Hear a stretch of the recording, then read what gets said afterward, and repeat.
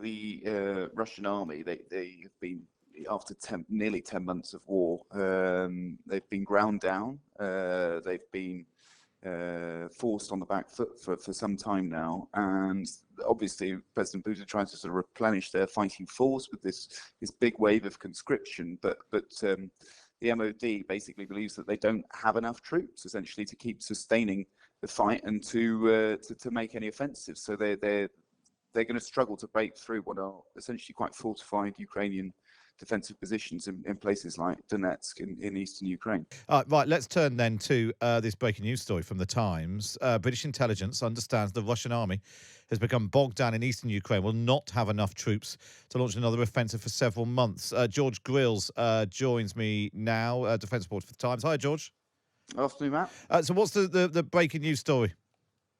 Well, essentially, the Russian army, they have been, after nearly 10 months of war, they've been ground down. They've been forced on the back foot for some time now, and obviously President Putin tries to sort of replenish their fighting force with this big wave of conscription, but the MOD basically believes that they don't have enough troops essentially to keep sustaining the fight and to make any offensives. So they're going to struggle to break through what are essentially quite fortified Ukrainian defensive positions in places like Donetsk in eastern Ukraine.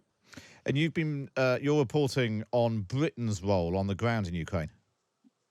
Yeah, that's right. It's an interesting story, which is about the Royal Marines and their involvement in Ukraine. So we were kind of aware that the Royal Marines had helped to evacuate the British embassy in Kiev just before the invasion, and then helped set it back up again in April to sort of guard it when British diplomats went back in after the Russians withdrew from Kiev.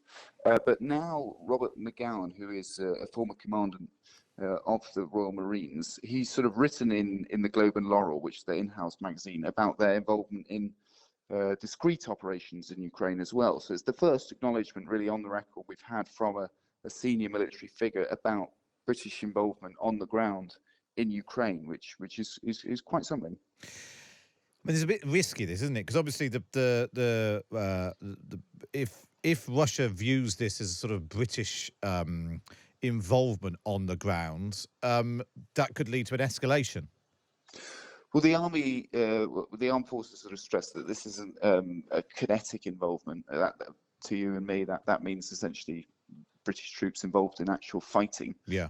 But you know, this word itself, you know, special operations, discrete operations. It hints at something that hasn't been formally acknowledged before, which, like you say, could be interpreted by Moscow as something of an escalation. Although things have been escalated quite far already. It was a fascinating story, and people can read that online very shortly. George Grylls, thanks so much for that. George Grylls, Times reporter, bringing us that breaking news there.